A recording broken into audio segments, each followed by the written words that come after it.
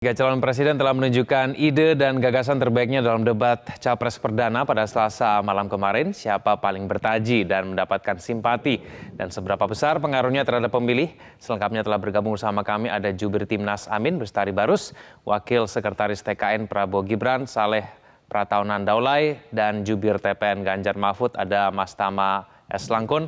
Mas Tama, Bang Bestari, dan Bang Saleh, selamat sore semuanya. Terima kasih atas waktunya bersama kami di Metro hari ini. Selamat sore, Kevin. Selamat sore, abang-abang. Oke, saya akan langsung ke Bang Bestari dulu, ke 01 dulu. Bang Bestari, kenapa menurut Anda Capres 01 menjadi pemenang dalam debat Capres kemarin? Ya, tentu ini kan bukan pendapat dari Timnas Amin ya, dianggap sebagai pemenang. Tapi memang kalau kita perhatikan kemarin itu, bahwa Pak Anies itu tampil sedemikian cool, menguasai materi, ya kemudian juga jawaban-jawaban yang disampaikan itu juga pas, dan jadi seperti apa ya, seperti itu, seperti bukan debat ya, seperti Anies mengajar kemarin itu. Beliau mengajarkan tentang apa itu oposisi kepada Pak Prabowo, kemudian mengajarkan juga apa itu demokrasi. Ini lebih kepada seperti tentir saya lihat gitu ya, terhadap paslon yang lainnya. Di mana pada kesempatan itu juga kita melihat betapa ya ini tugasnya Bung Daulay, Saleh Daulay ini dari PAN ini untuk lebih bagaimana supaya emosional Pak Prabowo itu ya kalau bisa lebih baik ini akan lebih menarik gitu. Kelihatan Pak Prabowo agak emosional. Nah, kalau Ganjar mungkin nanti silakan Pak Daulay yang Bung Daulay yang mengomentari tentang beliau. Tapi saya hanya karena melihat itu gitu. Artinya kemarin itu memang pas, pantas lah. Kita juga satu frame sama Bung Daulay kemarin di salah satu stasiun TV. Dan itu memang kita perhatikan. Mudah-mudahan pada sesi berikutnya ya kita tunggu kehadiran Gibran ini, mudah-mudahan bisa leading gitu. Ya kan? Tapi kalau Pak Anies kemarin itu paripurna.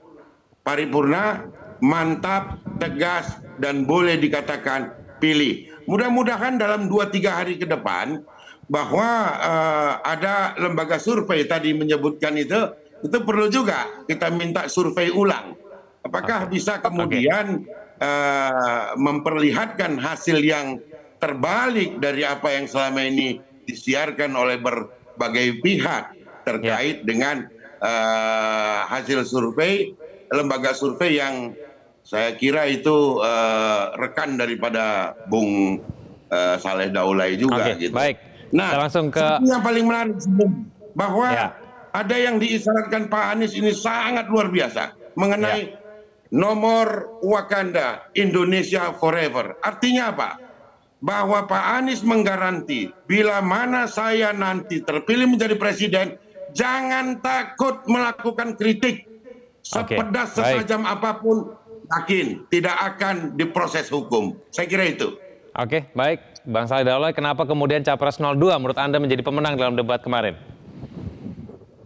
Ya tentu begini, ya kalau secara subjektif siapapun tim sesnya itu pasti mengatakan bahwa pasangan calon mereka itu pasti yang terbaik ya. Nah untuk kami sendiri sebetulnya kami selalu mengevaluasi, bahkan dari jam per jam itu selalu ada evaluasi yang kita lakukan, baik melalui media-media mainstream maupun melalui media-media sosial. Dan bahkan kita juga mengevaluasi dan juga memperhatikan bagaimana pergerakan persepsi publik terkait dengan pasangan calon kami yaitu Pak Prabowo dan Mas Gibran. Nah dari hasil pantauan kami per tadi pagi pukul 9 kita melakukan evaluasi total dari semua yang ada. Kita melihat bahwa minat daripada publik dan masyarakat terhadap Pak Prabowo setelah debat tadi malam malah justru semakin tinggi. Dan perlu beberapa hal dicatat ya di dalam debat tadi malam. Kelihatannya memang Pak Prabowo itu diposisikan di tengah. Jadi kiri kanan itu kelihatannya memang menargetkan Pak Prabowo. Ya ada banyak kritikan yang disampaikan. Tetapi alhamdulillah ini Pak Prabowo dengan tenang dan juga sangat sabar ya bisa memberikan jawaban yang betul-betul meyakinkan gitu kepada para katakanlah kontestan lainnya. Dalam hal ini pasangan nomor 1 dan pasangan nomor 3. Jadi karena itu tentu kita melihat bahwa kesabaran Pak Prabowo di dalam mengikuti debat-debat seperti ini sebetulnya sudah teruji karena ini adalah debat yang keempat dalam riwayat pencalonan Pak Prabowo sebagai pemimpin nasional. Jadi karena itu saya kira kalau misalnya Pak Bestari mengatakan Pak Prabowo marah, nggak ada marah sama sekali. Justru masih disenyumin, dijogetin gitu. Apalagi kalau kita lihat Pak Anies itu kan menyerangnya luar biasa itu ya, menyerang personal bahkan justru. Dan Pak Anies ini kadang-kadang lupa bahwa yang membesarkan Pak Anies itu ketika diberhentikan dari kabinet itu adalah Pak Prabowo. Begitu Pak Anies diberhentikan dari kabinet, lalu kemudian datang ke Pak Prabowo, Prabowo yang mencoba bagaimana membesarkan ini. Dan Pak Anies kan di beberapa tempat menjanjikan tidak akan maju jadi calon presiden kalau di sana ada Pak Prabowo yang maju. Tapi kita tidak pernah menyoal itu. Ini baru saya sampaikan. Kita tidak pernah menyoal itu. Kita tetap menghargai itu, karena itu adalah hak dari warga negara. Tetapi dalam konteks debat tadi malam kelihatannya memang Pak Anies juga terburu-buru bagaimana caranya untuk menaklukkan Pak Prabowo ini karena memang surveinya tinggi ya Pak Prabowo itu sampai hari ini surveinya masih jauh lebih tinggi daripada kontestan lainnya dan kami tidak punya lembaga-lembaga. Tadi saya lihat laporan dari Metro TV ada Emprit lembaga itu yang memberikan laporan seperti itu, tetapi menurut kami ini tentu bisa dievaluasi karena kita juga punya survei sendiri, survei internal dan survei independen yang memberikan laporan kepada kita. Jadi yang paling penting juga bahwa Prabowo nggak punya TV, ya, tidak punya televisi untuk katakanlah mendesain atau membuat framing atau katakanlah mensosialisasikan pokok-pokok pikiran dari kandidatnya. Pak Prabowo tampil apa adanya, tampil bersahaja dan saya kira tidak ada satupun yang katakanlah di generate ya seakan-akan kita mau ini dari sana. Pak Prabowo tampil orisinil, tampil dan insya Allah saya yakin masyarakat Indonesia akan memilih beliau karena yakin akan penampilannya dan yakin dengan janji-janji yang akan disampaikan yang juga insya Allah akan dibuktikan. Oke, saya ke 03 Mas Tama, tim SES sendiri menilai penampilan Ganjar Pranowo seperti apa?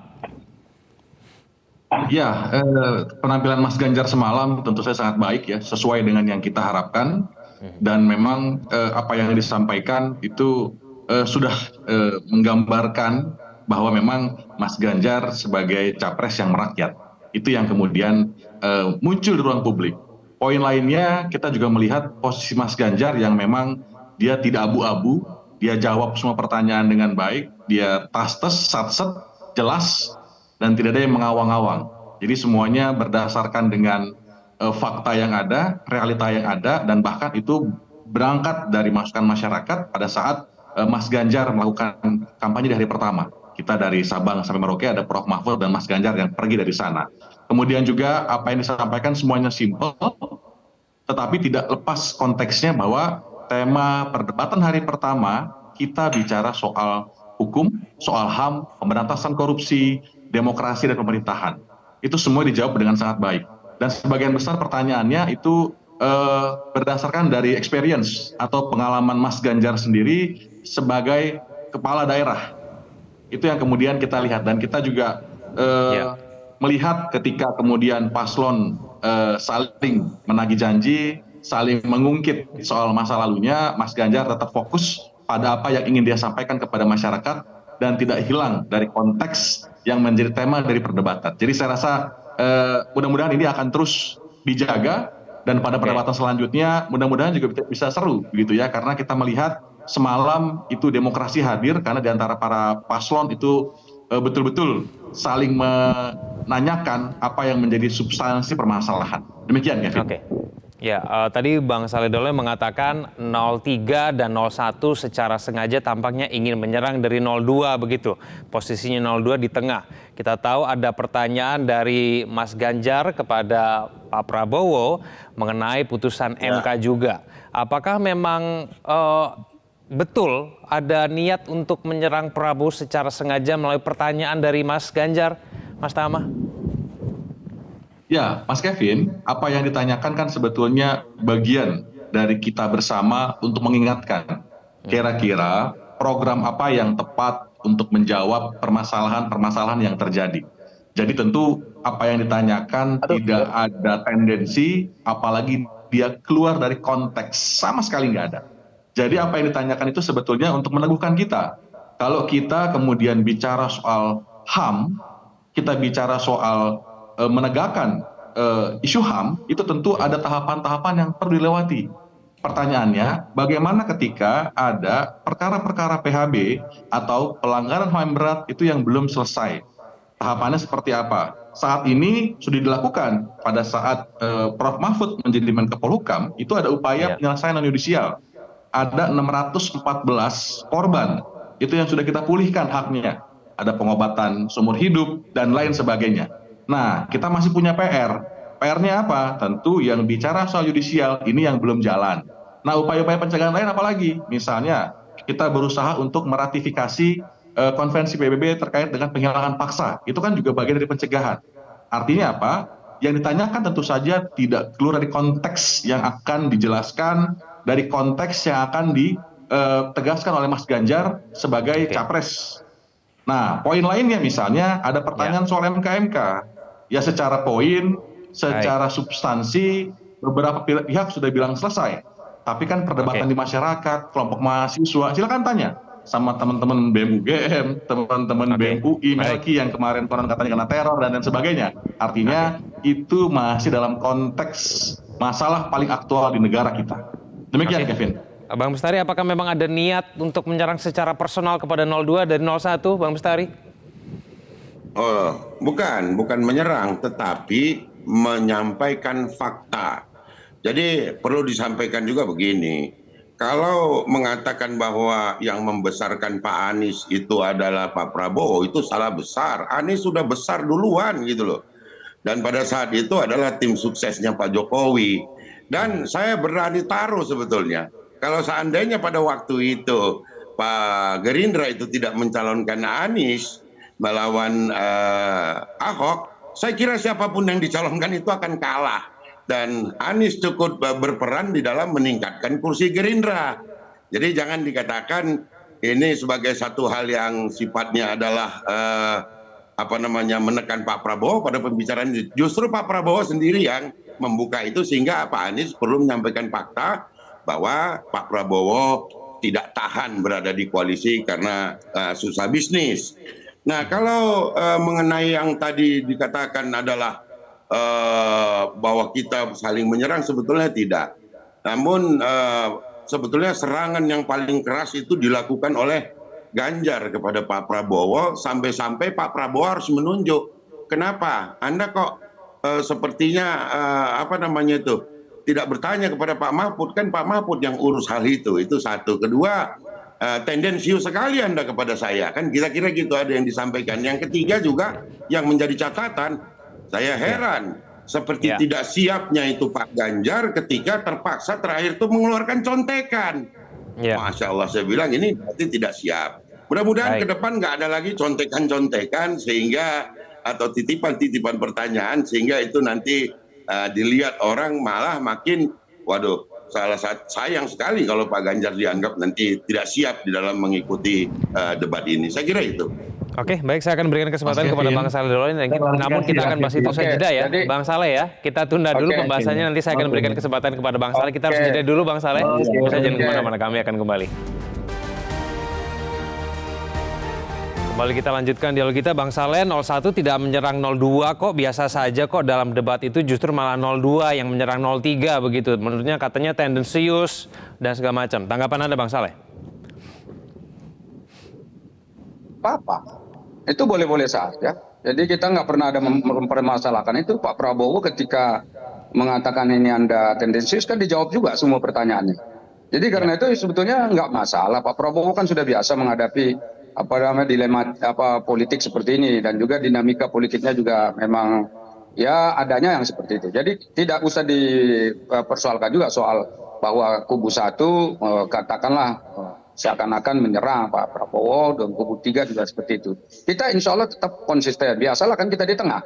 Jadi pada perdebatan tadi malam itu, apa yang disampaikan oleh Pak Prabowo itu sebetulnya adalah jelas standing positionnya bahwa beliau itu akan melanjutkan keberhasilan-keberhasilan yang dicapai oleh Pak Jokowi selama ini dan bahkan bersedia untuk melakukan perubahan-perubahan, penyempurnaan-penyempurnaan dari program-program yang belum terlaksana dan yang belum sempurna dilaksanakan seperti itu. Jadi kalau kita lihat dari semua problematika pertanyaan yang disampaikan tadi malam itu sebetulnya sudah dengan tegas, lugas itu dijawab oleh Pak Prabowo. Jadi kalau ditanya misalnya bagaimana penegakan hukum, bagaimana kemudian pemberantasan korupsi, bagaimana penegakan hak asasi manusia, dan apakah akan misalnya kalau terpilih nanti akan mau untuk katakanlah membuat peradilan HAM misalnya. Itu jelas semua dijawab dengan tegas dan Pak Prabowo mengatakan ini insya Allah akan dikerjakan. Nah pertanyaannya, apakah nanti Pak Prabowo akan melakukan itu?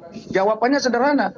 Coba berikan dulu mandatnya kepada Pak Prabowo dan Gibran supaya nanti kelihatan bahwa ke depan itu memang ini bisa dituntaskan, bisa dilaksanakan. Jadi tidak perlu khawatir.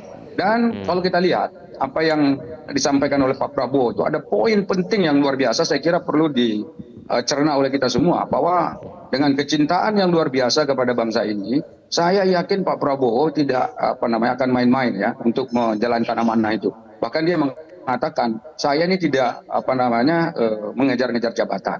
Dan saya yakin itu semua orang juga pasti tahu Pak Prabowo tidak akan kejar-kejar jabatan. Dan kemudian Pak Prabowo mengatakan dia siap rela untuk mati ya demi memperjuangkan Republik ini. Dan saya kira itu juga adalah argumen-argumen yang sangat besar dan semua orang bisa menyaksikan itu. Dan kecintaan itu dibuktikan kalaupun dia kalah berkali-kali dalam Pilpres yang lalu itu, tetapi tetap saja tidak pernah melakukan hal-hal yang katakanlah memprovokasi, kemudian membuat kerusuhan, keributan, kegaduhan, nggak ada. Pak Prabowo tetap konsisten, ya udah ikut jalannya demokrasi. Apa itu jalan demokrasi?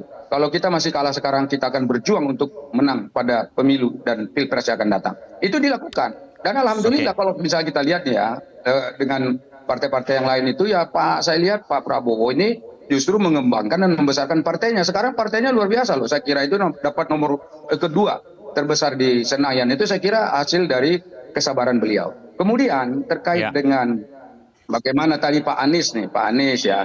Jadi begini, Pak Anies itu dulu yang mendukung itu jelas Gerindra dan juga ada beberapa partai lain, termasuk kami PAN dan juga Demokrat. Jadi kalau misalnya sekarang Nasdem ikut mendukung, saya kira itu boleh-boleh saja. Tetapi cobalah misalnya dilihat, kalau kemarin pemilihan gubernur itu, bahkan sampai ada istilah partai penista agama lah, partai yang inilah dan itu sebagainya. Dan kita nggak ikut di situ, kita ikutnya dengan Pak Anies pada waktu itu. Itu artinya apa? Kita juga bonyok waktu mendukung Pak Anies waktu jadi gubernur kemarin. Tapi setelah jadi gubernur, mohon maaf ya, komunikasi dengan Pak Anies ya tetap jalan, tetapi apa yang kita harapkan dari keberhasilan dia memenangkan pertarungan Pilgub itu tidak sesuai dengan realitasnya. Banyak janji di Jakarta ini kalau mau kita preteli satu-satu yang tidak terlaksana. Dan memang secara retoris itu Pak Anies itu bagus kalau bicaranya memang bagus, retorikanya bagus ya. Tetapi untuk implementasi saya kira belum tentu ada. Dia mengeritik bagaimana partai politik. Dia kan tidak ketua umum partai politik, tidak punya partai Pak. Kalau nggak ada partai-partai lain di luar sana mendukung dia nggak akan maju juga. Jadi karena itu jangan juga misalnya mendegradasi partai politik, sementara partai politik itu adalah pilar demokrasi. Kalau pilarnya nggak akan ada demokrasi di Indonesia. Kalau pilar itu tidak ada, demokrasi tidak ada pilpres, beliau tidak akan mungkin mencalonkan diri jadi capres seperti ini. Nah ini yang saya kira juga perlu direnungkan oleh kita semua. Sehingga dengan demikian tidak salah pilih juga dengan retorika yang saya kira seakan-akan menang, padahal sebetulnya nggak menang banget, nggak menang gitu loh. Menurut kita ya biasa saja. Itu. Baik. Kita tinggalkan saja dulu mengenai materi debat kemarin. Kita akan menyongsong sekarang debat berikutnya, tanggal 22 Desember mengenai Cawapres. Saya berikan kesempatan kepada Mas Tama dan juga kepada Bang Bestari, bagaimana kemudian strategi yang akan dijalankan tim kampanye supaya kemudian dalam debat berikutnya betul-betul gagasan dan ide nanti yang akan disampaikan oleh calon wakil presidennya. Bang Bestari silakan. Gantian dong dari nomor 3 dulu biar adil. Masa kita terus? Oke, baik. Silakan Mas Tama. Kenapa nggak dari nomor 2? Iya dong. Masa kita terus? Waktu kita terbatas, Bang Saleh dan Bang Bestari, singkat saja ya. Kita berikan kesempatan dulu kepada Mas Tama dan Bang Bestari. Kita bicarakan dulu mengenai yang masa depan dulu. Debat kedua saja dulu ya. Karena kalau kita bicara mengenai materi debat kemarin nggak akan ada selesainya nih, Bang Saleh. Saya jadi ke Mas Tama aja dulu. Mas Tama silakan. Ya, Kevin, pada intinya memang dua hal ya. Yang pertama juga terkait yang kemarin, mudah-mudahan jadi evaluasi ke depan, begitu ya. Mudah-mudahan pada capres ataupun cawapres itu bisa update.